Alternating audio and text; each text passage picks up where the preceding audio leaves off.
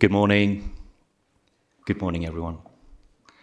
Welcome to today's Audit Committee. This is not a public meeting, but a meeting that the public can attend. I'm Councillor Jason Charity, Chair of the Audit Committee. I want to start and outline the domestic arrangements for the meeting.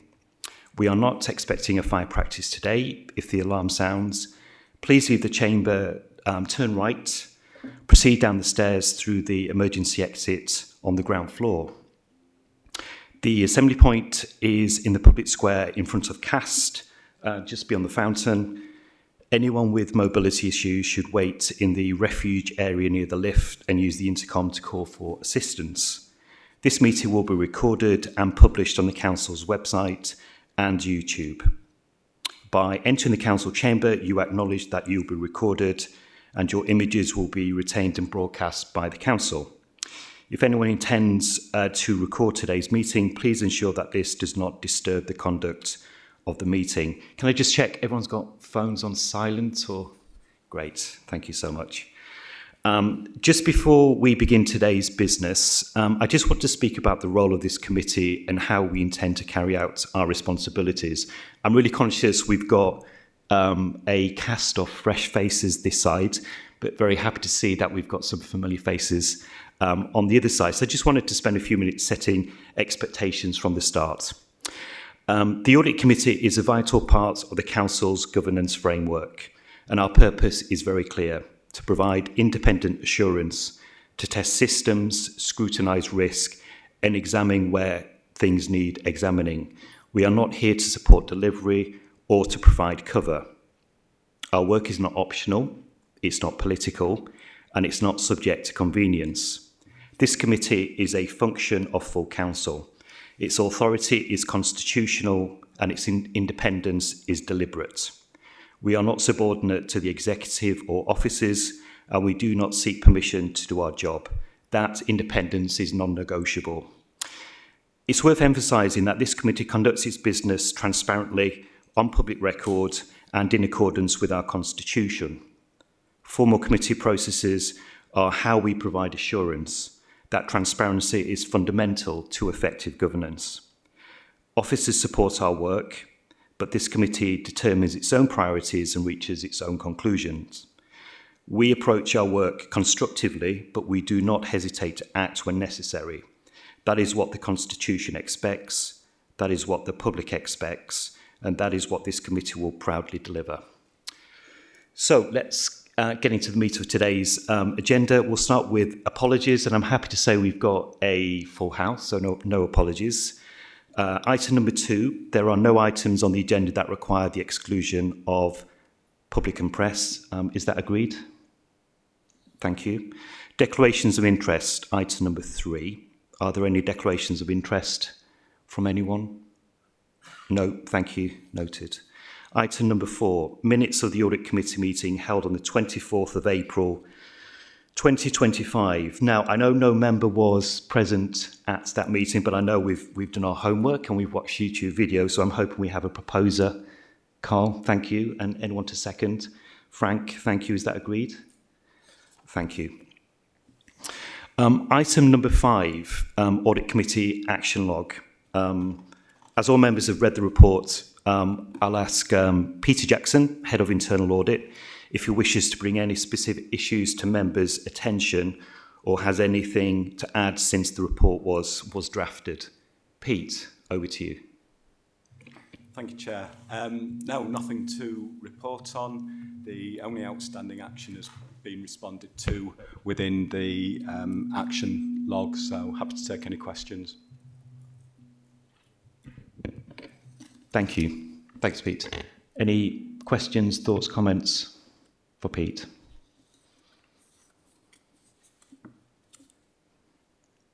No, that's an easy one. Okay, thank you. Moving on to the next. And shouldn't we? Shouldn't we? Can I just get a proposer for that report? Thank you. Thanks, Gemma. And second? Thanks, Jane. All agreed? Great. Thank you.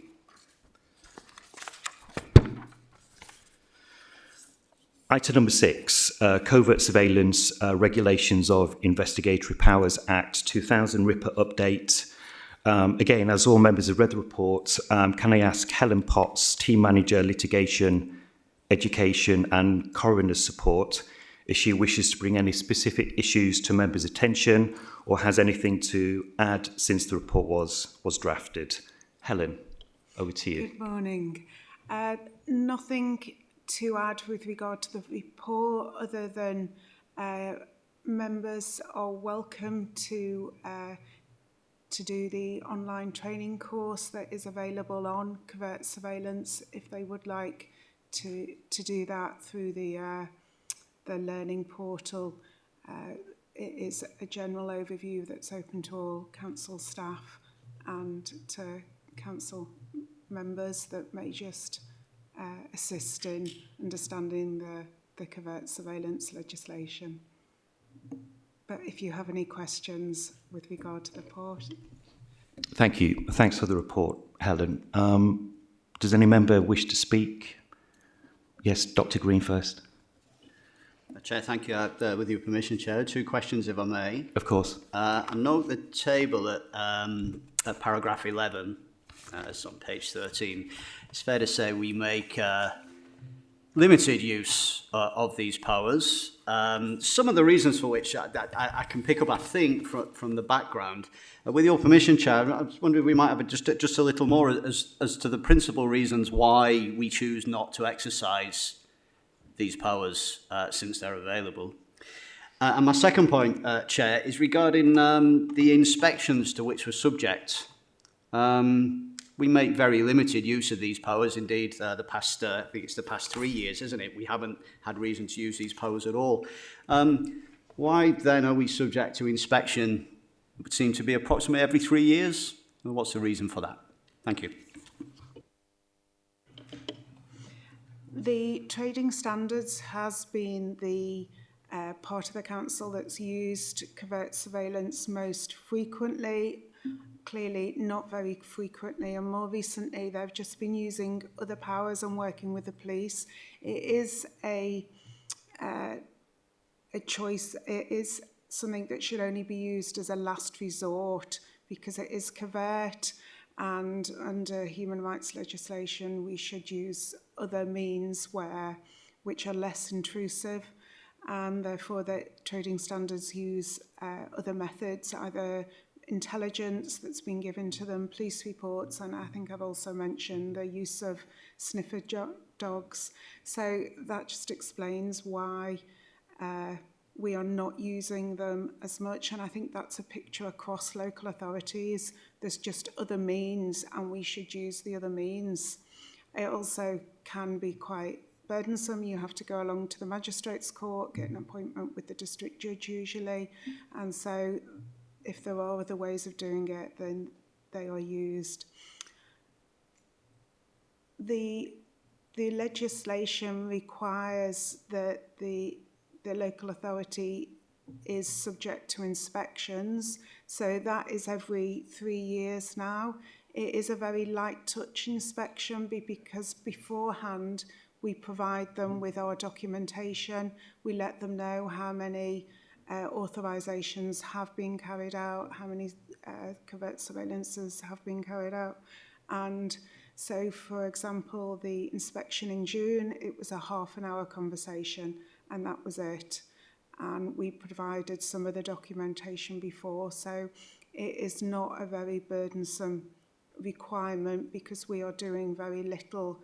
We do keep up to date with any information is issued by the inspector's office, and we ensure our policies are up to date on the internet, and that is sufficient. We provide them with a central record which shows that there are no recent surveillances, and so it is quite a compared to what it used to be, it's a light touch. Thank you. Any further questions? Frank? Good morning, Helen. In the absence of the RIPA authorisations, how are the legal trading standards and enforcement teams managing tasks such as fly tipping investigation and testing purchasing operations. The fly tipping, I know, is done, a lot of this is done by overt surveillance rather than covert. So we use CCTV cameras as an authority, as a useful tool, and there's always signage for that. So we have had quite a few prosecutions where there's areas within the council that are known for rubbish dumping. We put up signs, you know, they're very clear signs. This area is under surveillance, beware. And people still choose to come and dump their rubbish there, and their vehicle numbers are obtained, and we have successful prosecutions. So it's using overt means. Does that help with the fly tipping? Was there anything more? Frank, sorry, could you just activate your microphone? Thank you. Sorry about that. Unfortunately, I can't agree with you on that because a particular example I can give you is Abe's Walk in Berg Wallace. It is constantly being targeted for fly tipping. I personally have reported it 3 times. I admit it has been cleared. I asked if cameras could be placed. I was told it was not practical. They didn't have the cameras as such. And it's a blight on the community. But it seems to be a particular area because Abe's Walk is an isolated road, which is a single track leading into Berg Wallace. As I say, it is constantly used. We need to be looking at alternatives because clearly the current actions are not working. I can take that back to the Enviro area. I have another question for you. So, where are the operational statistics and outcomes of the trading standards and enforcement actually recorded and reported? The work of the Enviro team, where that's reported. Sorry. So we're actually saying it's not reported?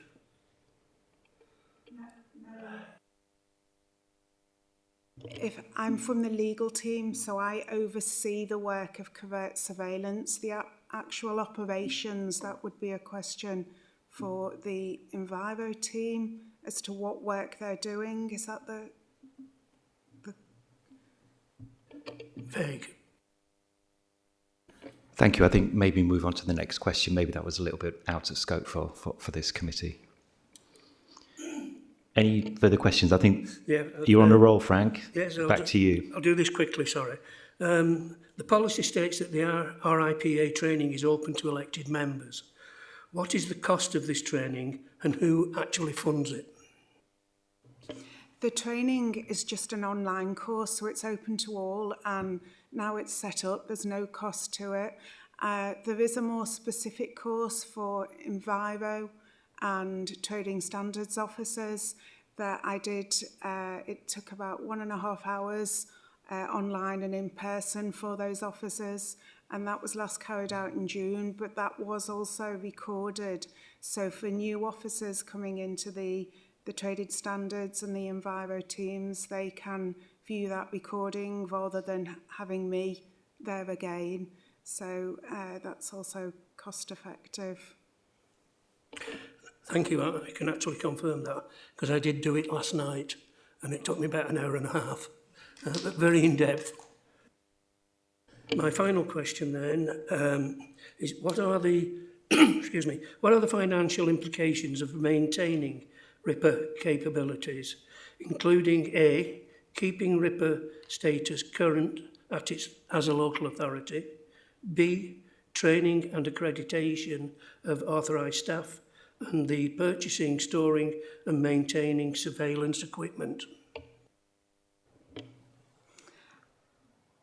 I think if we fail to show that we are complying with this legislation, at an inspection every 3 years for what the inspection takes up in time. It would be far more burdensome for the then interventions that would come from failing to show that we are complying, because this comes back to our duties under the Human Rights Act and to show that we are, as authority, carrying out are not carrying out covert surveillance without proper authority. The cost of the training and ensuring we're up to date, that's just usually it's my legal officer time. It is not burdensome. It's just making sure that we are up to date. So it's quite nominal really at the moment because of the lack of use of powers, but we do ensure that we are complying.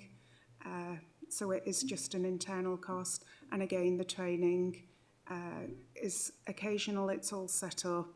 And now that we have my more extensive training recorded, then it is another internal cost that is not too extensive. If that's any reassurance.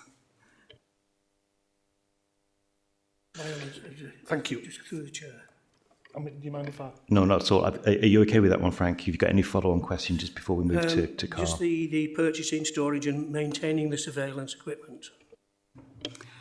Trading Standards has the equipment. It's a number of cameras. They use body cams and they are just kept, I assume, in...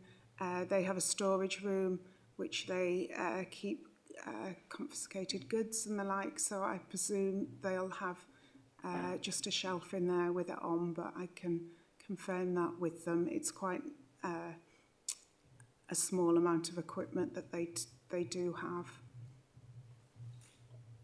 Thank you. Thank you, Helen. Thank you, Frank. Carl? It's only the basis of that question is around a dormant activity for 3 years and the associated cost to maintain a dormant activity. That's the concern. It'd be nice to know how much it's costing to do nothing.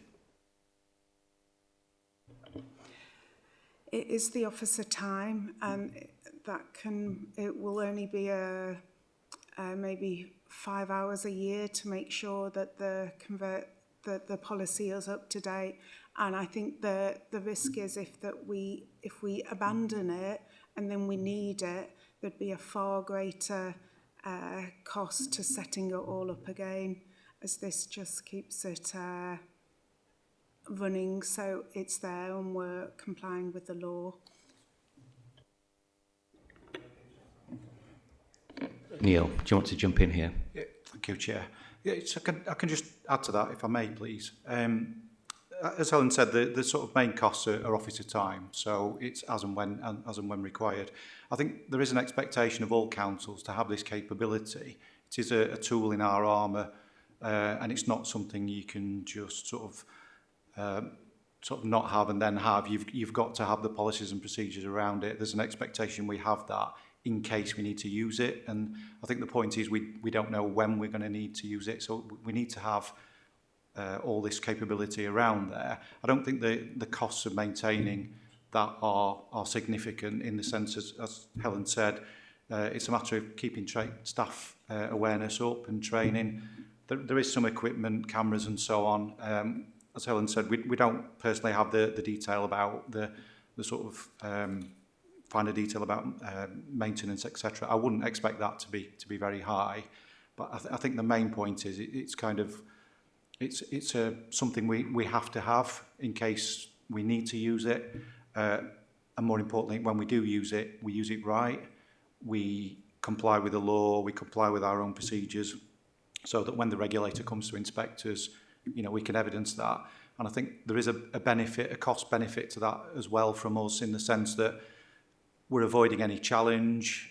When we get any evidence, it is RIPA compliant, so it is admissible in court. There isn't any sort of trouble with that.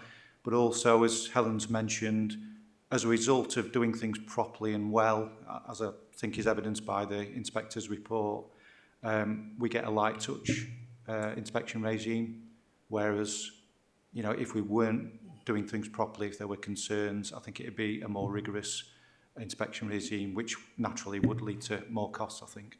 I hope that helps. Do you lean at all on South Yorkshire Police for their RIPA authority? Because as an ex-serving police officer for Doncaster, I know we use them all the time, and they are a valuable tool, and they're a legal tool, obviously. Do you lean on them at all to use it? And that could explain why we've not used it for 3 years? Or is it because we simply haven't got any of that type of activity ongoing? At times, if the police can carry out the covert surveillance, then for their purposes, then that is helpful. But when we're prosecuting, if it's a matter that we are looking to prosecute under, then we would need our own surveillance if it was through the covert, through RIPA to do that. So it is very much when the police, it's their offences, the police have to use their powers. The local authorities' powers are more restrictive, but when we need to use them, we would have to follow them. We wouldn't be able to rely on their surveillance for our prosecutions usually. Thank you. The next question I did actually write myself, and I just wondered, in section 712.1 of the RIPA policy, it provides examples, and there's quite a long list there. I think they're in red. When directed surveillance should be authorised. I've looked at all those examples, and they are really general enforcement examples that you'd expect your local authorities to be carrying out. Certainly the people of this borough would be expecting the authority to carry out. There's nothing unusual in that list of scenarios that are given there. However, does the fact that the council has issued no authorisations in 3 years mean that such enforcement activities have not been undertaken? I think I know the answer to that. The enforcement activities are being undertaken, and we regularly do have prosecutions for a number of these areas. So I think it's Enviro and Trading Standards can give more detail of their day-to-day work. So it is going on, but not using covert surveillance, using other means. Right, but those scenarios are scenarios where covert surveillance should be undertaken. It doesn't say must, of course. So that's why I'm questioning that those are actually being undertaken, because I don't know whether we keep records of considered authorities, where they've been rejected or turned down, where applications have been made and we've not followed them through and taken a different route. Has that been the case at all in the last 3 years that you know of? No, we would also provide that detail to you if we said a matter could not proceed or if the magistrates refused an application. So it's just that alternatives are being used. Thank you. Neil, did you have anything to add? Just to really say that this type of activity is seen as quite intrusive, so there is quite a high bar in terms of establishing necessity and proportionality, not only internally with our own forms, but then subsequently it needs court approval. So I think the general theme is that activity has been undertaken and will always be undertaken, but it's the least intrusive necessary to achieve the same aim. So there's an example given in the report, of course, about the sniffer dog, I think. I think that what I'm trying to say is that the activity is happening. It's not needed directed surveillance, but when it has been needed, it will be used. Thank you, Neil. Thank you, Neil. Thanks, Carl. Jane, questions from you? Can I just ask a question about wildlife cameras? Where do they sit in all this?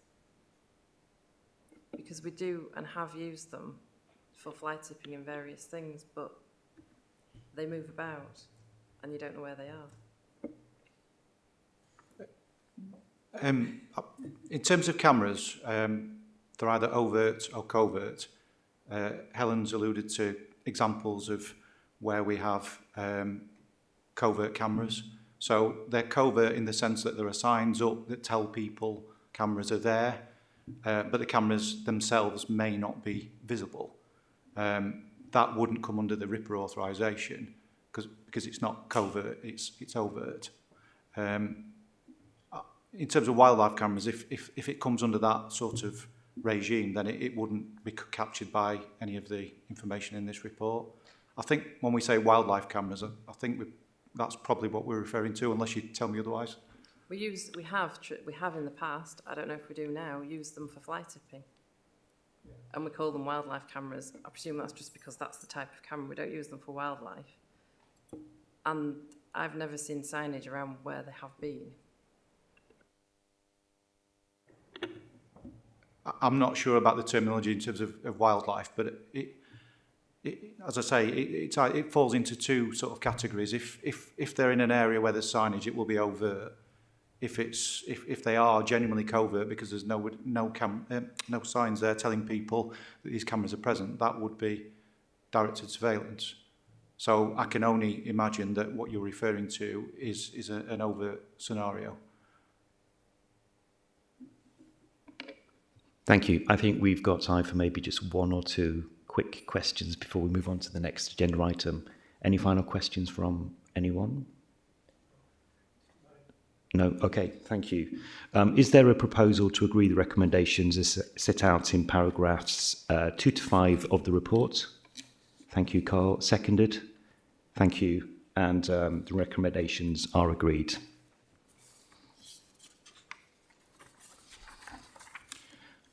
Agenda item number 7, Audit Committee Prospectus, Terms of Reference and Work Plan for 2025-26. All members have read the reports. Again, can I ask Pete Jackson, Head of Internal Audit, if he wishes to bring any specific issues to members' attention or has anything to add since the report was drafted? Pete, over to you. Thank you, Chair. No real update. I just think it might be helpful just to give a little bit of oversight over the report. So it's split into 3 parts. It talks about the terms of reference. There's been very minimal changes there, and those were approved at full annual council back in May. The second part is a prospectus, and that's hopefully setting out how the audit committee operates.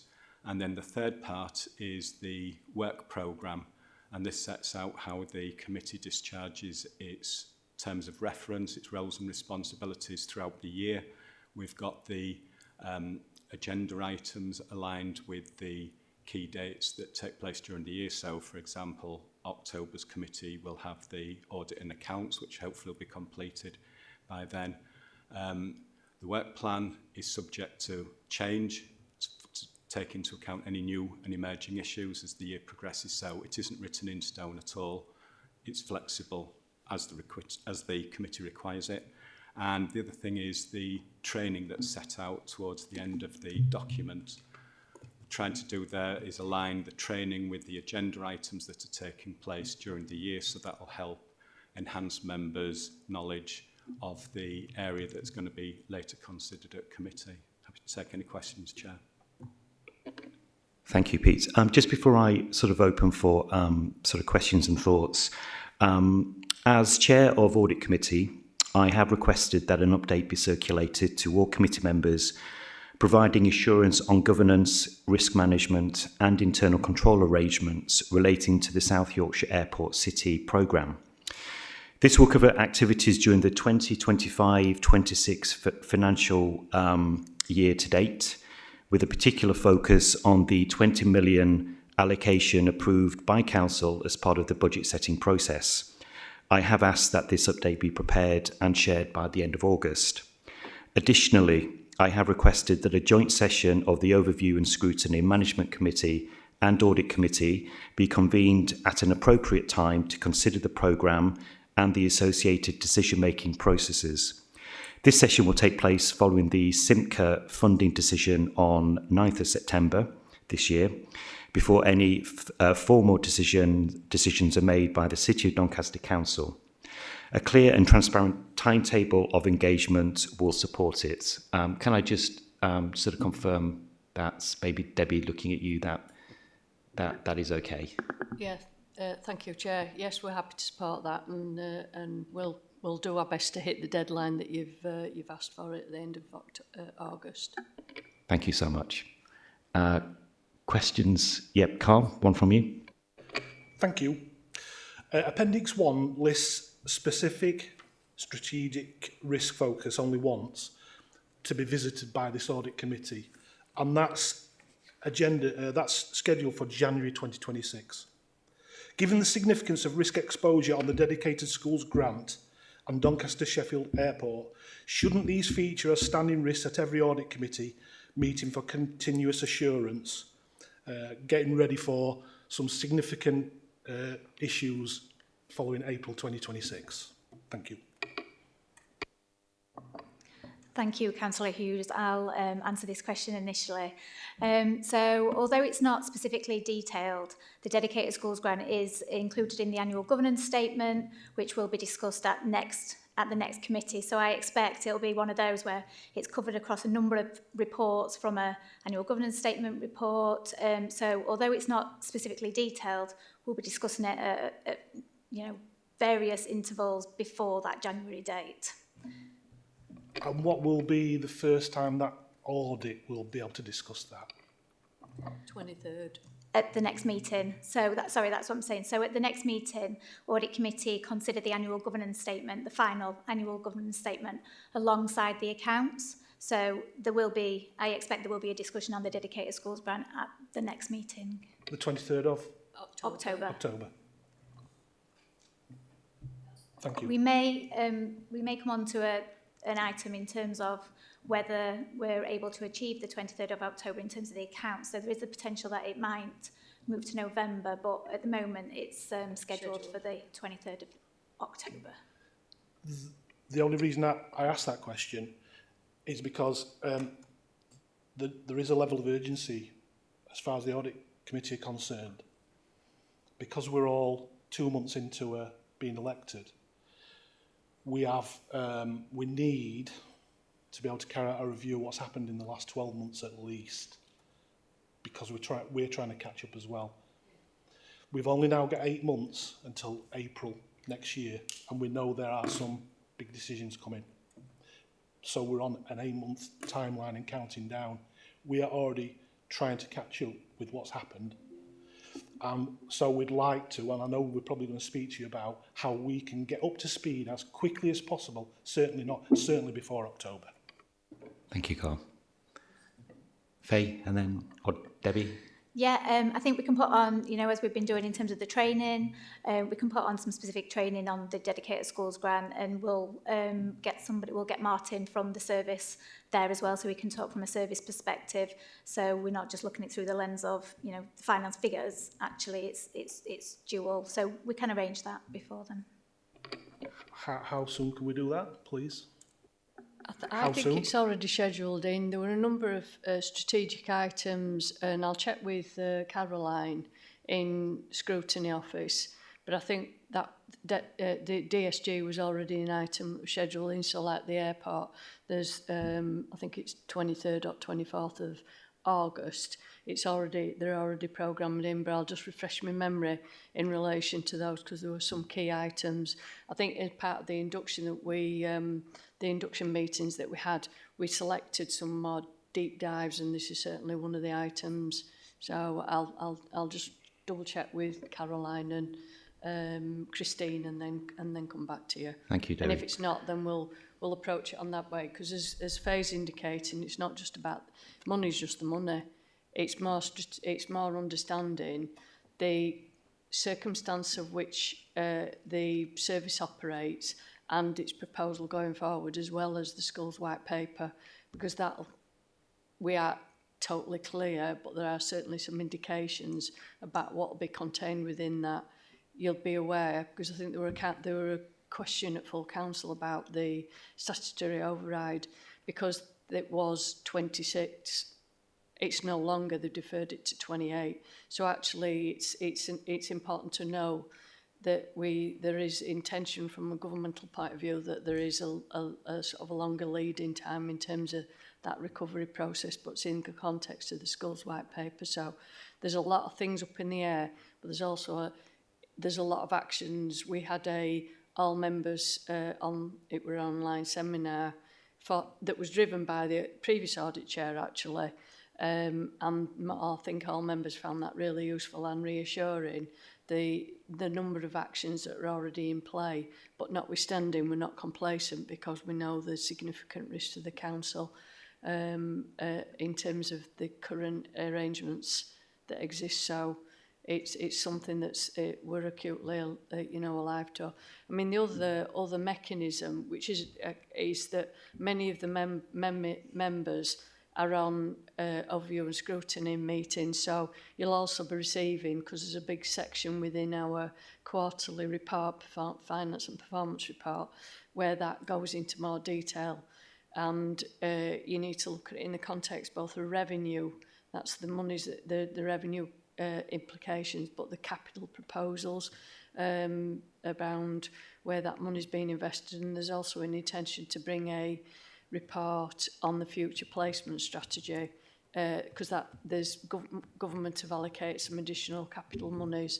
and that'll be a future decision that's coming through to cabinet. So there's a lot of moving parts, I guess, is what I'm saying, and I'm totally with you in relation to everybody getting up to speed and understanding the circumstances. But there are a number of places that you're going to receive information, and we'll probably need just to think about the timing about when all that's coming together, because the capital monies, I think that's scheduled, the proposal is to schedule that something like October. So there's some things we know here and now. There's some things, as I said, the schools white paper and the capital resources and the proposals around the future placement strategy that are a little bit later. So it's about probably, there's a number of, opportunities to get into this, but as Faye said, the first bit, which is a bit of a backward looking and a position statement, will be the AGS refresh that will come to audit committee, but all those other matters will be in different committees that are coming that are going into different places. So yeah, probably need to think about when they're all positioned how we do something after the school's white paper, really. But we'll link up with Rihanna, because I know she'll want to make sure that she's leading that. I think it's just the concern around my knowledge of those subjects is minutes read and YouTube videos watched. And as a member of the audit committee, that's not sufficient.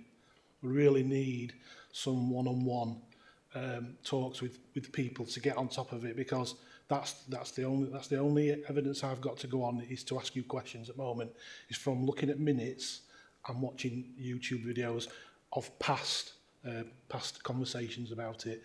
And as audit committee, I don't feel comfortable that I can do my job until we've got really on top of this issue.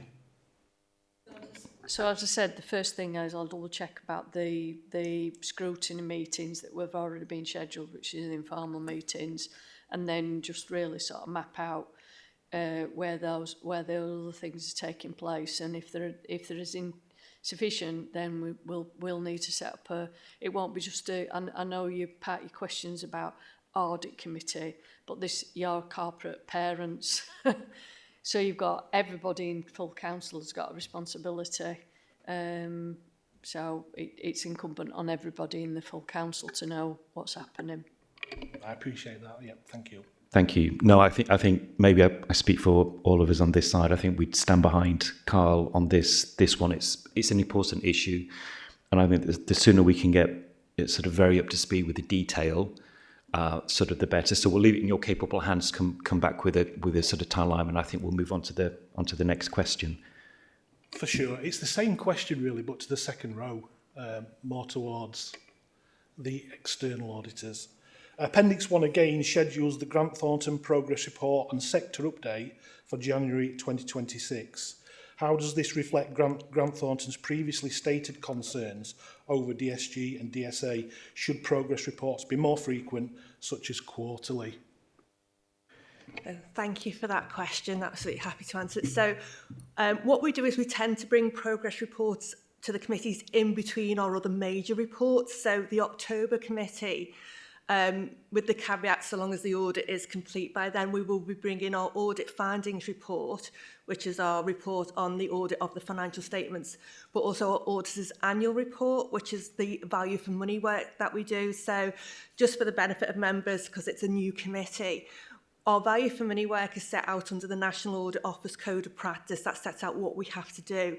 And it's not a judgment on whether you give value for money as a council, it's whether you've got the arrangements in place to enable you to do so. So in our audit plan for the 24-25 audit, we set out any kind of weaknesses we'd identified around value for money arrangements potentially, and that did include DSG, and also, you know, the arrangements around decision-making for the airport. So that work is ongoing at the moment with our VFM team. We have a separate team to the audit team. They still report to me as engagement lead. So we will be looking at the arrangements the council's got in place around those things, those areas. Now, as I say, we intend to bring the report in October, provided we can complete all the work that they feel is necessary, and also I as engagement lead feel is necessary for me to sign it off. Because I'm sure you'll appreciate that my name goes on these things. I will not kind of sign them off until I'm satisfied we've covered all bases and we've got the assurance to give to you as audit committee members. So the intention is to try and bring that to October. I think the backstop, if it kind of, you know, if we find issues and we need to do more work, I think is maybe to come to a November committee instead. But you should have those reports on our work around that time frame. But what I would also say, sorry if I'm kind of, the answer's a bit long, but if we find any kind of really major issues before that time that we think needs to bring into your attention as those charged with governance, we wouldn't wait until then. We would obviously discuss with officers and come to you at an earlier date to alert you to those issues. That was actually, you've answered my supplementary question, which was, can we please engage with you before October? You're open to that, yeah? Absolutely, and I also cared with the Chair's permission, we had a conversation just before the committee, and Perminder and I are happy also to come along and do, if you would find it useful, a training session about external audit, our roles, our responsibilities, how we interact with yourselves, how we report to yourselves. So we're going to arrange that as soon as we can after the, you know, in the next few weeks, hopefully. Thank you very much. Thank you. No, thank you. Yeah. Question from me. How is the Audit Committee empowered to respond dynamically to emerging strategic risks? And I guess I'm thinking of risks such as DSA, SEND, and also potentially capital project overruns.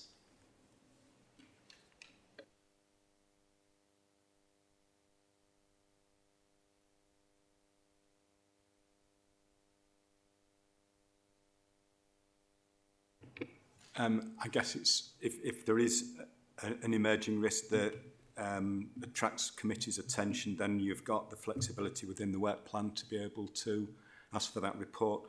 What we had planned was for the October committee to take the first strategic risk register, so they gain an understanding of the authority's risk management and performance arrangements, and from there we can agree a provisional programme of sort of like deep dives into the strategic risks, so you can prioritise the risks that you want to see. It should broadly follow, logically, the inherent risk rating of the risks, so that you're looking at the ones with the higher rated risks as a priority. That's been the sort of provisional discussions that I've had with the chair so far, but it's basically within committee's gift as to how we make that work. No, thank you, Peter. I think that would be very, very useful, actually. Yeah, thank you. Faye, did you have wanted to? I was just going to say, I think in terms of, there's that regular liaison between ourselves as well, with yourself as chair, in terms of what the work programme is. And as Pete indicated earlier, it's flexible. It can be, you know, adjusted as as new things come up, or as requests from the audit committee, for example, in terms of Councillor Hughes and the request in terms of dedicated schools grants. So it is sufficiently flexible, and it's about, you know, continuing those discussions in terms of, you know, this is the current plan. Is there anything new? And we can update as required during the year. Pete, do you have a follow-on, and then Debbie? Yeah. What I've been speaking with Faye about in terms of agenda setting is to be having a discussion with yourself and Vice shortly after this committee meeting, so we're sighted on what's looking like being on next time's agenda. and then we'll have a catch up a little bit more towards the time and ensure that that's still current. So that's a means of us trying to sort of keep on top of where we are, if that's going to be helpful, Chair. I think so. Very, very helpful. Debbie, did you have something to say? Yeah, I was going to speak specifically to the part about risk management.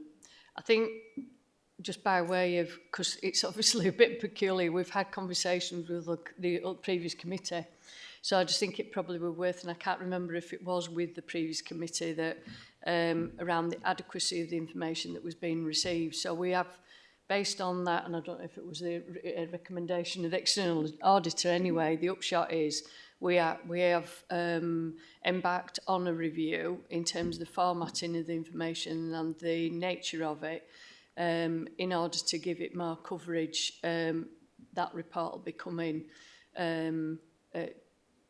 that report will be included. The review the information is going to be included. It's in the quarterly report, isn't it? The content will also come here as well at the next meeting. So as a result of that, then it'd be good to get some feedback specifically in terms of the formatting of it, because it's been more simplified, so you'll see more detail in relation to the actions that have been taken, and therefore you'll be able to say whether it's meeting the level of assurance that you would require, or whether you think there's further room for improvement. But there's that's something that the team are working on at the moment. No, thank you. It's good to have some sort of agility in the process. Any further questions? You wanted to carry on with the list? Yeah. Anyone ask? Of course, yes. Thank you, Carl. Would a live tracker of high-risk thematic reviews and emerging escalations strengthen our ability to plan, prioritise and scrutinise effectively, please?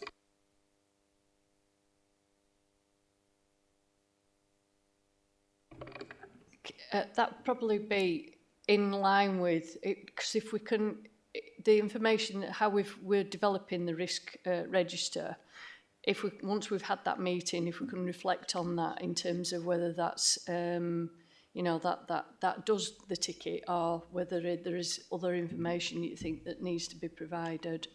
So we're in the stages, as the chair's just indicated, an agile review. So yeah, if we can reflect on that at the next meeting, I think that'd be helpful. Is live tracking of our important issues, is that like a natural thing? So we have, in terms of the performance management framework for the council, which we can spend a bit more time in terms of how all the different elements were brought together, risk management is part of that. And the quarterly review that's undertaken, so people manage finance and performance, the service standards, of which there's about 80 service standards right across the council, excluding St Ledger, because they have their own performance management framework. They and DCLT have their own separate list, so the Leisure Trust, other entities independent from that. So monthly information is prepared. On a quarterly basis, we report to Cabinet, and that report is also considered by overview and scrutiny. As part of that, there's a risk management section, and the risks are risk management, the strategic ones for the organisation, are assigned to officers. There's actions that are that they identify.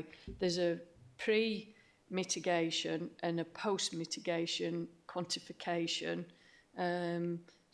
to assess the extent to which those actions ameliorate the risk, and that's RAG rated as well. So that's I'm summarising what you'll see in October, but yeah, it is dynamically considered. We've got a system at the moment called Pentana that people input to.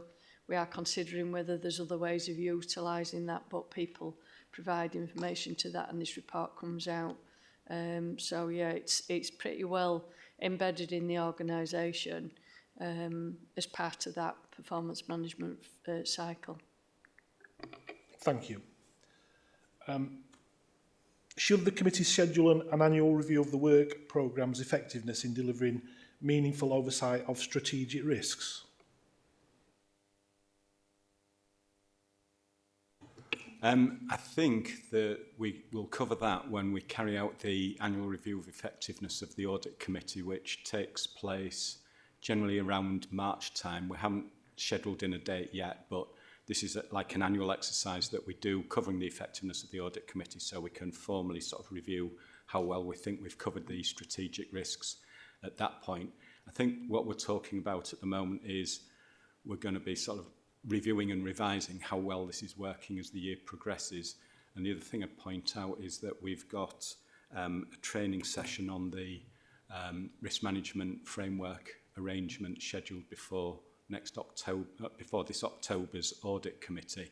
It's possibly one that we could bring forward before that October time, because it's a bit more current, isn't it? So as soon as we've got something set up and agreed, we can roll that out to yourselves. Again, I think it's probably the fact that you've started after May. Most, and what you're talking about now was actually considered in April. Yeah. It'd be worth we can send you a link so you can review that, because that what Pete's outlining is as part of his, which is why I directed that question to Pete, because Pete's got to, as part of the assessment about effectiveness of the audit function, he needs to triangulate lots of pieces of information and then report to you. And you've got the opportunity at that point, so it'd be probably worth looking back at that report, which obviously was, rather than you waiting, because if it's a pertinent question now, it's really something you need to reflect back on. So yeah, it'd be worth doing a bit of homework, I think. It's one of the reports I've obviously missed then in the trawling. Yeah. Thank you. Thank you, Debbie. I think just in the interest of time, I think we can take maybe one more pressing question from anyone this side. Yeah. No, that's okay. They've already been asked then. What safeguards are in place to ensure the work plan remains risk-led rather than compliance-driven, please?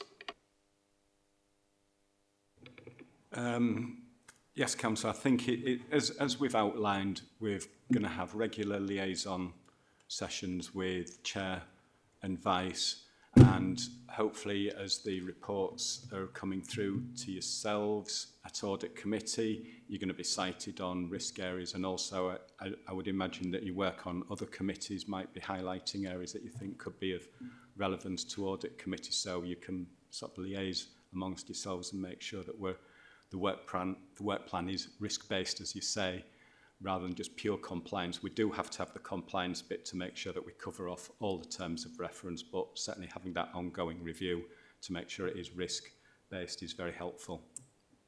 Thank you, Peter. Thank you, Carl. Thank you, Peter. Faye, did you have anything to jump in there?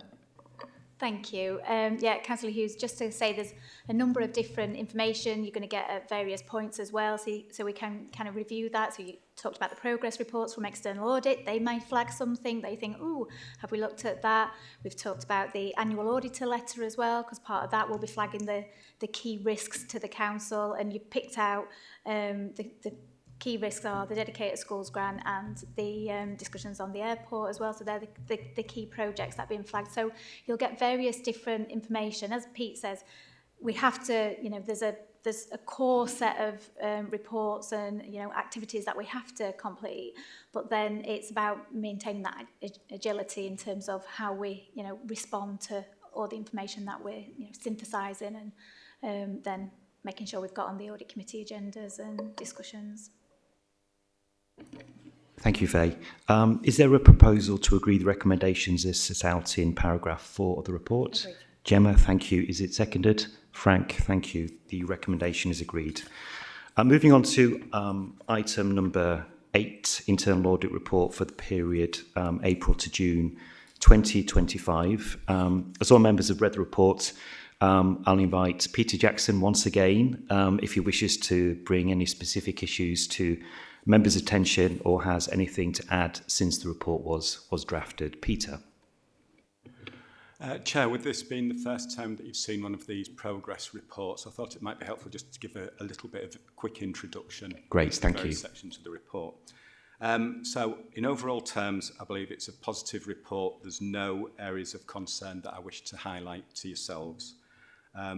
It covers plan changes in sections 1. There are further changes being identified by myself and the team at the moment, which aren't included in this report, but this is normal and those will roll through into the next progress report.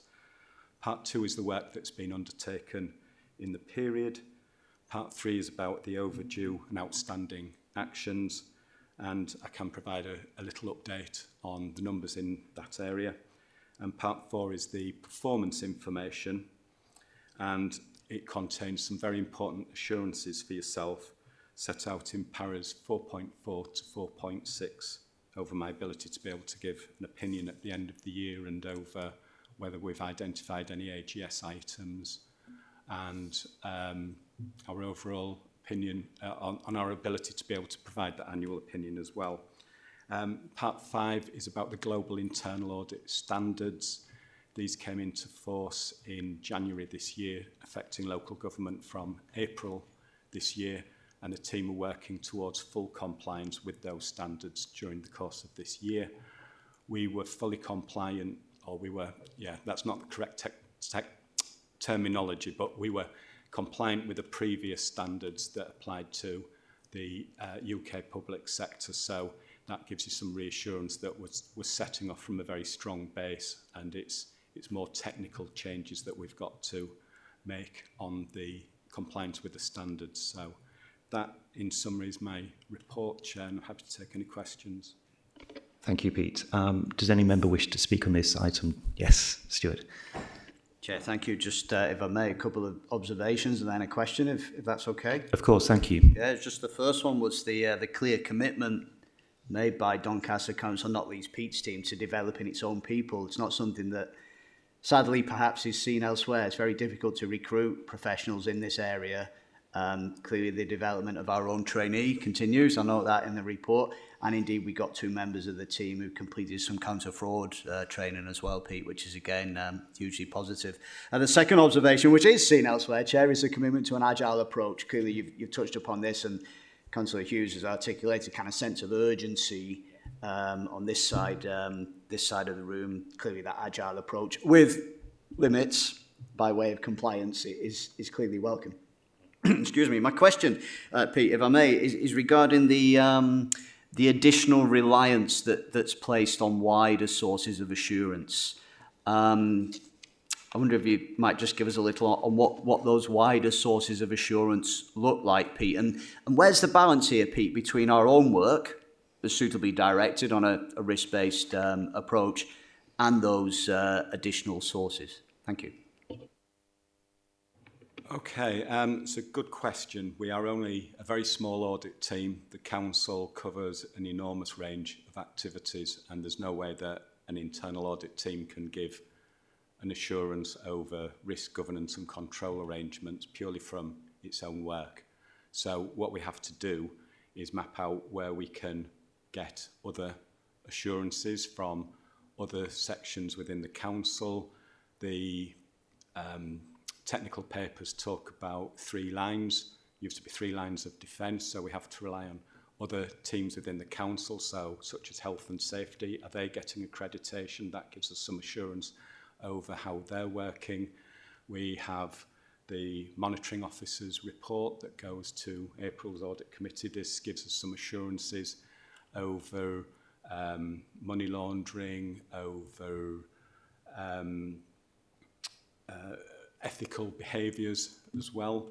We have regular reports, 6 monthly, coming to committee covering contract procedure rules and compliance with those. So these are the sort of reports that we have coming through. We have regular ongoing input into the annual governance statement as well, and we've got good arrangements around the production of that annual governance statement. It's very robust. We are doing some further work on that to really check the integrity of some of the self-assessments that managers provide to us, but those in themselves also provide us with some assurances. So really it's a case of us trying to just build up that overall overarching assurance as to how we're able to come up with, or how I'm able to come up with that opinion at the end of the year, and I try to do on a rolling basis as well, to sort of highlight to you, I'm not aware of anything that's highlighting a particular area of concern, and as far as I'm aware, we've got sufficient stuff going on in terms of the other assurance providers to be able to support that opinion. Thank you, Pete. Thank you, Stuart. Any further questions? But actually, just before maybe we move on to further questions, I mean, maybe just to say, I spent a bit of time with Pete's team. I've attended team meetings, really impressed with the depth of expertise, and a number of his team members being with the council for many, many years. And I just wonder whether there's an opportunity to maybe sort of get Pete's team to meet the wider audit committee. They're on the front line of doing this work. And I think sort of seeing the people and listening what they do day to day, I think would be a great source of learning for us. Pete, so I think if we could arrange that at some point, that would be really good. Yeah, happy to do that, Chair. Thank you.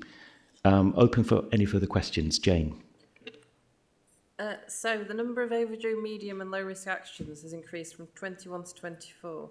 What is the average length of the extensions now granted, and what is the justification for those delays?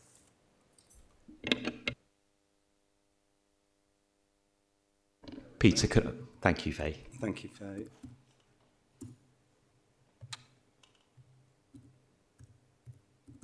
Sorry, Chair, my screen lock's gone on. Right, so, sorry, what was the question again, please? The number of overdue, medium and low risk actions has increased from 21 to 24. What is the average length of the extensions now granted, and what is the justification for those delays? Right, so this is on a case-by-case basis. There's no sort of set extension date that's given.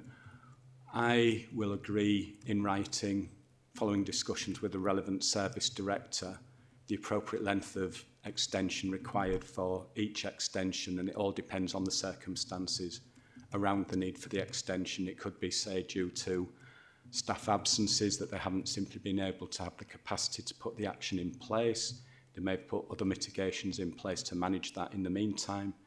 It may be that, say, a system implementation that was going to address an issue has taken longer than envisaged, so we'll work with the project team that's implementing the IT system to make sure that we've got a realistic date set there. So there isn't really an average time that we can give. Some extensions might just be for a couple of weeks or a month, say. Others might take something a lot longer term because there's a better solution being identified than when the item was, when the finding was originally identified. Faye. Thank you. What we have, following recent feedback, we have updated the table. So, as you'll see, the amount in brackets is if it's been there, if it's carried forward from previous, to try and, help understand in terms of, is this something, are they just not going down, is this a trend? So we've added that information to hopefully help the committee really in terms of understanding, is this, is there some, is it that the same ones are just keep being carried forward, that kind of thing. So to try and help understand in terms of that position. As Pete says, some of them that I'm responsible for are in relation to our requirements for PCI DSS. When we set the management action initially, we thought we could deliver it in through one mechanism, but actually having gone down that route, we now identified that actually we need to, it's linked to the CRM system implementation. So we need to, so that's a longer time scale. So actually, so it's some of the time the action changes through discussion, through further work, and we kind of link in and make sure that the audit team are up to date, and Rachel, who's in Pete's team, is involved in that specific action. So sometimes things change, and so and actually then the further work takes longer as well. So it is, as Pete says, on individual and we are going to, we used to send like a quarterly update to service directors as well. So there's an update to the relevant manager that's kind of, through the system is circulated. But what we're going to ensure is that in future, the service director for that area gets a quarterly report on any management actions that are out of date, which we previously had, but we've just not put back in when we got the new system. So we'll make sure that's in place as well. So there's that prompt for service directors kind of go, these are still outstanding. Make sure you're on top of it as well. So just thought that might be helpful. Thank you, Faye. Any further questions? I've just got two. Jane? Yeah. So I think the second question I was going to ask you've answered, but my question is then further from that is, why does it seem that Place have so many actions outstanding on the spreadsheet on the table on page 83? It seems to have significantly more than anywhere else. Yeah, it's based on historical number of audits that we carried out in that area that generated a high number of actions, and so these are like the residual ones from there. Yeah, there was several areas where they had loads and loads of individual actions, so they are being ploughed through. The previous reports have sort of given a running summary on those, so these are historical. They are coming down. We've now just down to 8 in place that are overdue, but there's 22 due going forward. Of those, 3 have been implemented. The 22 that we've got here are including those that are not yet due. So it's including those that are overdue plus those that are not yet due. Of those, there's been 3 implemented in the last week, reducing that number down, and these ones that are before they were due to be implemented. So that's a positive sign there. So we are keeping on top of this, and as Faye said, I'm going to be reinstigating the quarterly report to service directors. I am wanting to get in touch with all the service directors with overdue actions during the next month and review that they are still relevant. I'm sure that they are, because my staff are always on top of this area, but it's a case of like reviewing whether we can get these actions over the line and off the reporting circle. It would be helpful if we can. Do you feel that because there's so many outstanding for Place, and obviously there were so many, and I don't know the history of this, that is affecting their delivery? The fact that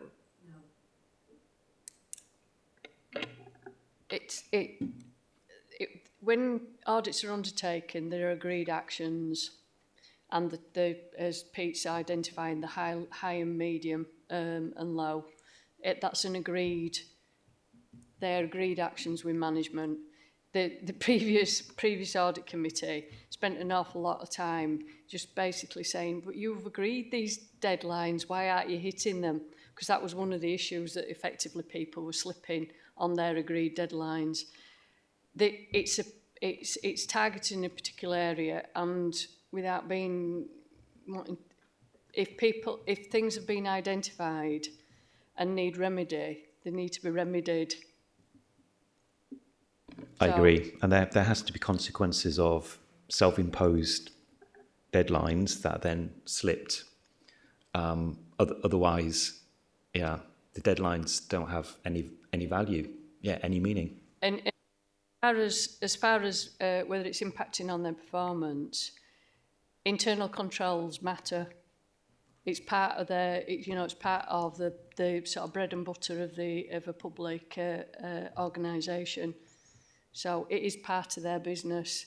So I know it's more effort, because obviously at the same time as doing work, you're obviously having to improve, but that is just part of what we all need to do. Spin this plate steadily at the same time as spinning this one a bit quicker. So do audit committee get sight of what all these changes are? Do we go down to that detail? So of the 100 that you alluded to earlier, would audit committee know what those 100 were supposed to be? No, because there's a massive piece of work, so starting at the beginning, Pete sets an audit plan and he broadly knows where the resources will be deployed. So that's the starting point. You will have known this one because effectively there was it was going off track and there was a deep dive. So it's been brought into the committee for specific discussion. But generally, you're not going to get to know the minutiae of everything because it just clog up. This is part, again, it's part of bread and butter of the work that Pete's doing and the reporting. So as Faye give you a little example of an area for her, you won't get to know that ordinarily unless somebody mentions it. That's you get in.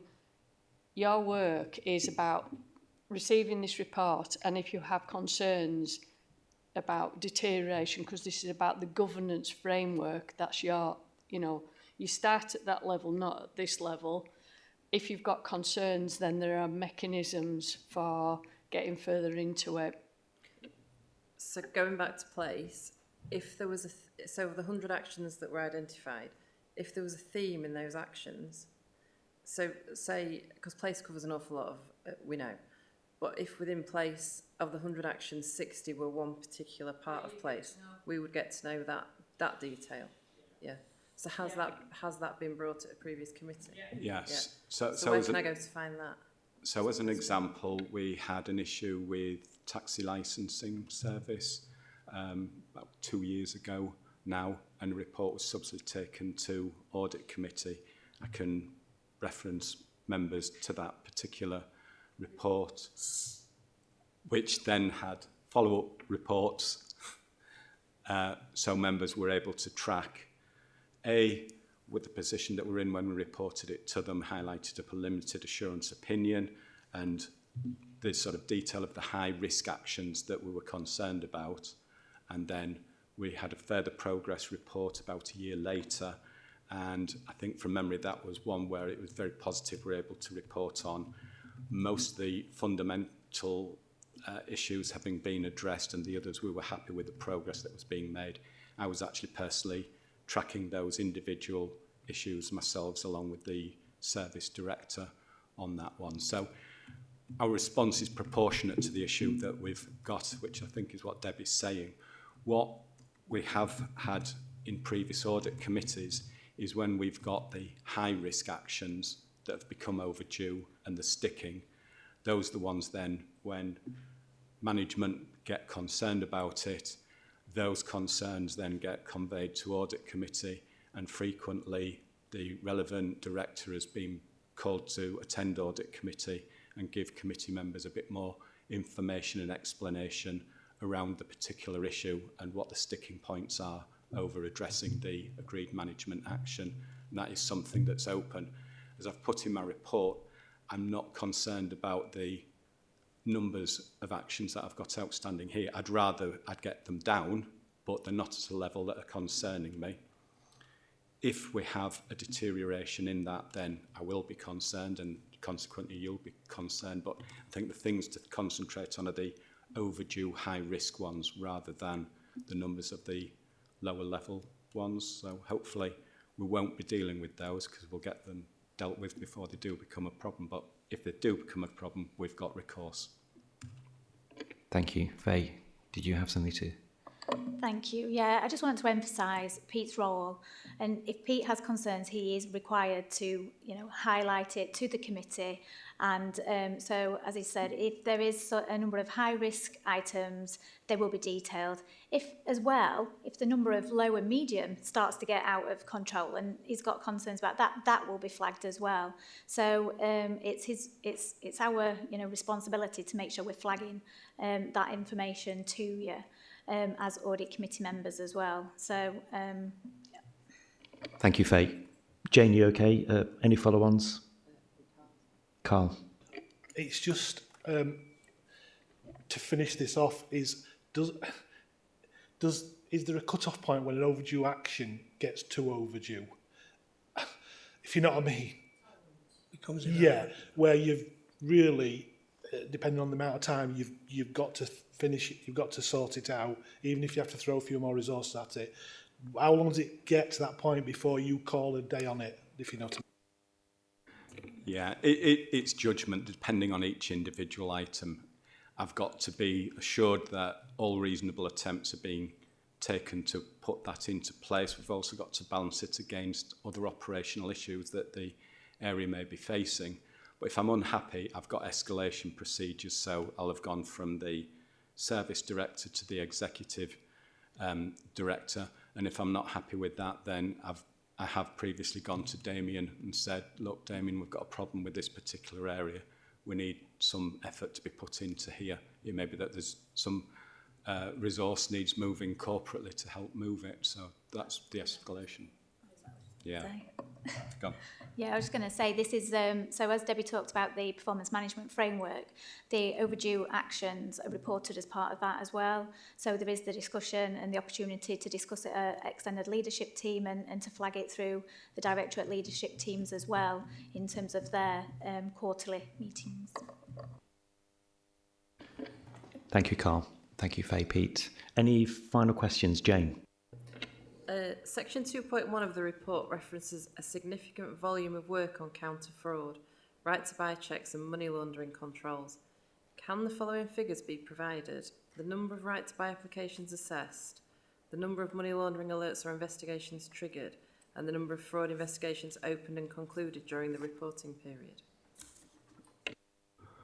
Unfortunately, Councillor, I can't provide that information here and now.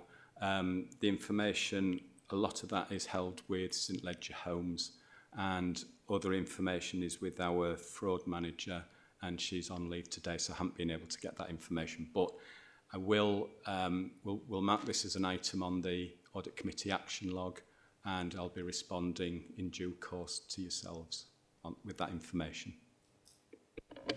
Thank you, Pete. Thank you, Jane. I think we'll move on. Is there a proposal to agree the recommendations as set out in paragraph 19 of the report? Carl, thank you. And seconded, Frank, thank you. The recommendations are agreed. Item number 9, unaudited statement of accounts for 2024-25. All members have read the report. So can I ask Faye, Service Director for Finance and Technology and Chief Financial Officer, if she wishes to bring any specific issues to members' attention or has anything else to add since the report was drafted? Faye, over to you. Thank you, Chair. I'd just like to highlight again how pleased I am in terms of the reports being published before the statutory deadline, 2 weeks before the deadline. So that's a real positive, really, in terms of the team have done a really good job to get them complete and published before the deadline. I'd also like to take the opportunity to introduce Rob Isaac, who's here from the team, who's instrumental in terms of, with others, to produce the accounts. So over to questions. Thank you. Thank you, Faye. Any questions, thought, observations? Gemma? Thank you, Chair. Mentioned a little bit about earmark reserves in the report. I was just wondering if officers can share more about the earmark reserves in comparison to other nearby councils and previous financial years. Thank you, Councillor Cobby.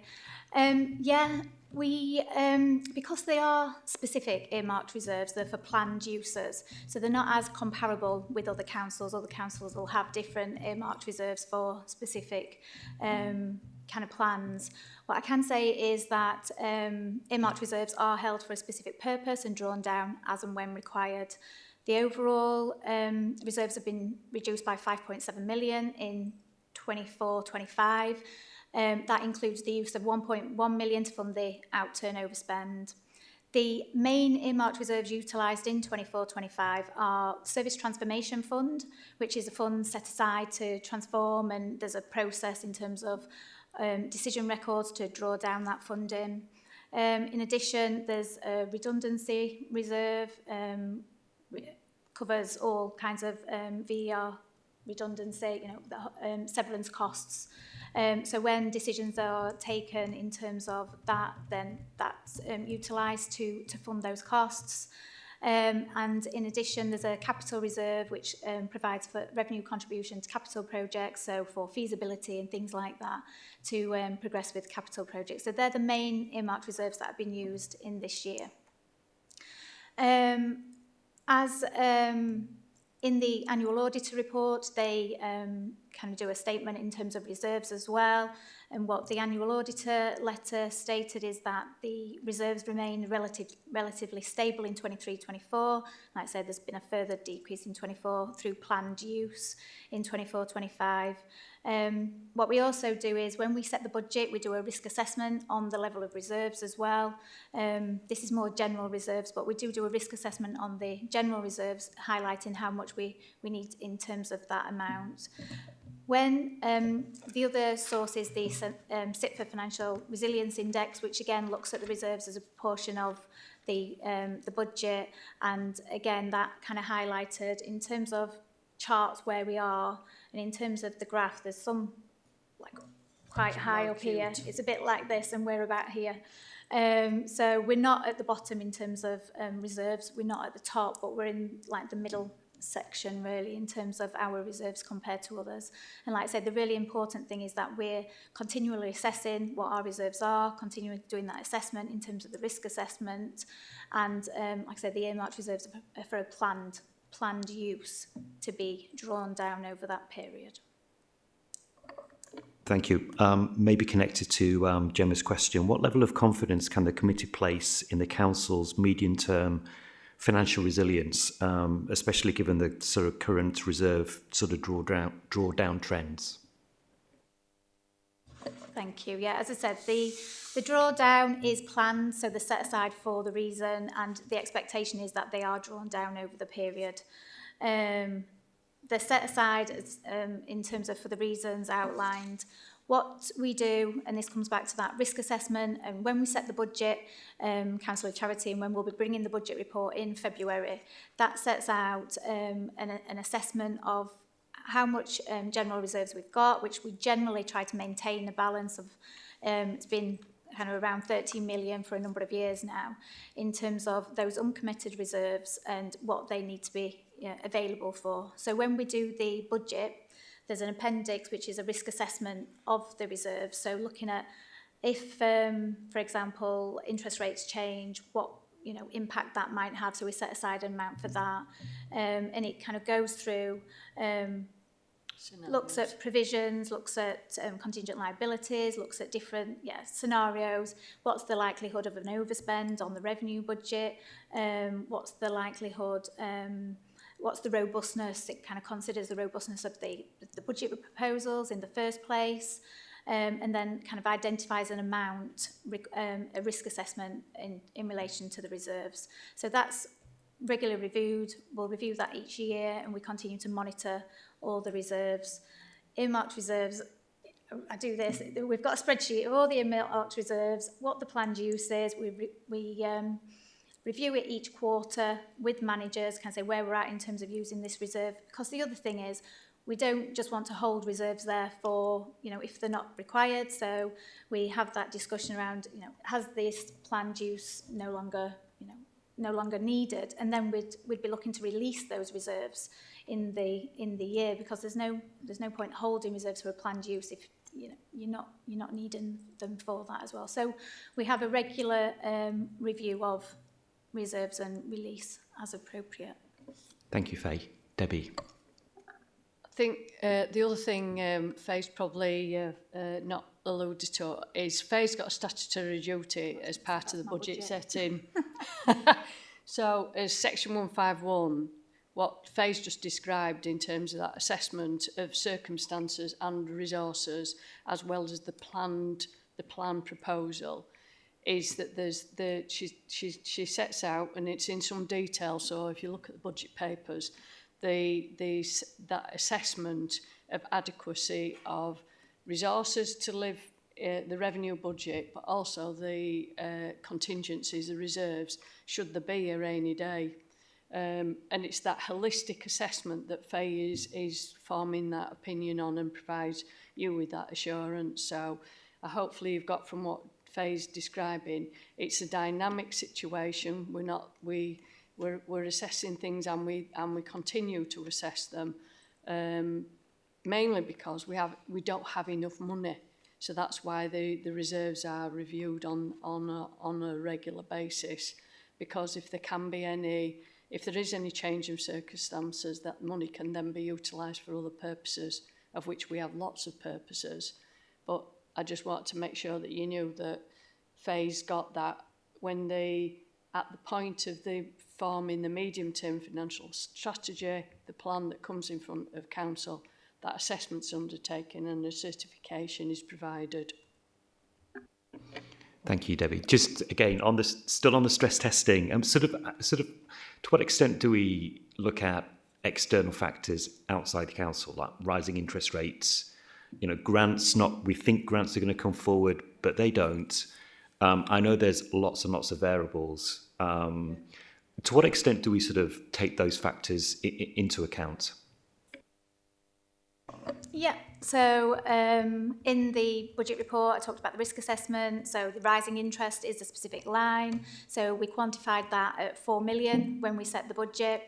And also, I think just picking at that as a specific area, there's a number of different mitigations in place as well. So, for example, we have Treasury advisors, previously Link, now MUFG. They provide us with advice, guidance on, how on the forecast for interest rates and what we need to incorporate in our treasury management strategy. Well, the advisors, it's our decision at the end of the day what we incorporate, and that's approved by council as well, the treasury management strategy statement. So that includes the assumptions on the interest rates, that includes the parameters, and then so mitigations, continue to monitor, continue to look at where the interest rates are and what that impact is on the budget. So interest rates, that's kind of covered in those ways. In terms of the capital, continue to monitor the capital programme. Our strategy generally is where it's ring-fenced, where the capital grant is funded, where it's funded from a grant rather than borrowing. We'd look to can we retain, can we reduce the deliverables so that it's within the grant. So we're continually looking at through the lens of monitoring and maintaining within the grant funding envelope so it doesn't impact on that revenue budget and reserves. But if we do need to, then we'd need to take appropriate decisions at that point in time. Debbie chairs the major projects group, which monitors those major capital projects as well, and meets regularly to go through where it's kind of at really in terms of that. So I think we're constantly that dynamic look is looking internal, looking external. It's doing your usual pestle or SWOT analysis in terms of what are the things that we need to have in view. Thank you. Debbie, did you want to jump in here? Yeah, just on capital, I mean, I smile because I think colleagues will know that what we aim high and we usually don't achieve the target. So capital and slippage on our capital programme hasn't ever been an issue in this council, really. We tend to be, unlike, and I suppose that's the lens you're looking through, we tend to be more optimistic than what we can deliver. So we set a budget, a capital programme of in the order of 200 or 300 million pound, and basically from a resources point of view, we probably deliver about 100 million a year. The reason why there's a disparity between those two is usually government have given resources, so we've incorporated. So they've indicated, big, and it's been big, large sums of money to achieve X, Y, and Z, and we accept that gratefully, and we embark on the programme, but we don't tend to hit it. So the opposite is true of really, rather than that we've underachieved rather than it being a risk of overspend.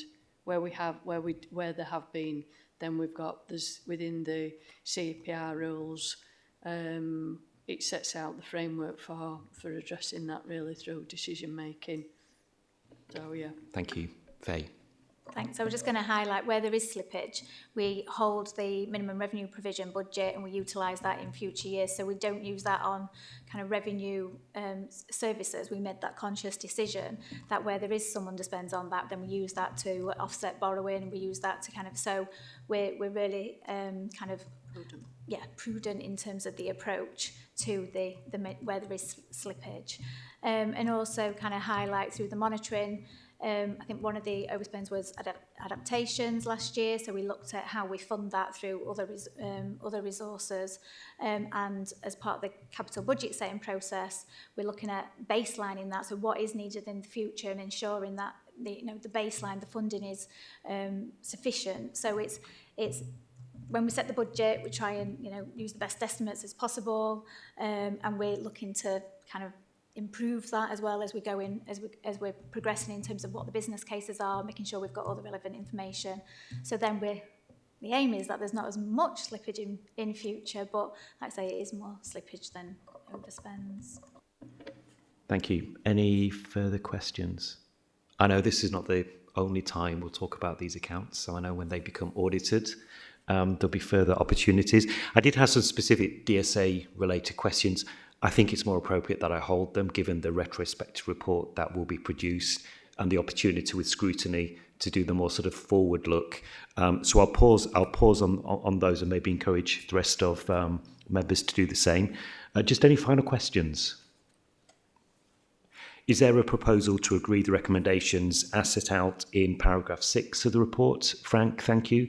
And anyone second? Gemma, thank you. The recommendation is agreed. That now concludes the items of business on today's agenda. Thank you everyone for attending. I know some people have come quite far today, so we do appreciate that. And I now declare the meeting closed. Thank you.